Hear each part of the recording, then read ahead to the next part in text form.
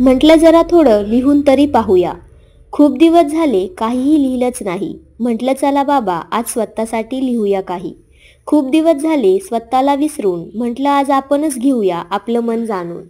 खूप दिवस झाले स्वतःला आरशात निहाळून. म्हटलं आज तरी पाहूया थोडासा शृंगार करून. खूप दिवस झाले दुसऱ्यांचा विचार करते. म्हटलं आज एक दिवस तरी स्वतःसाठी जगून बघते.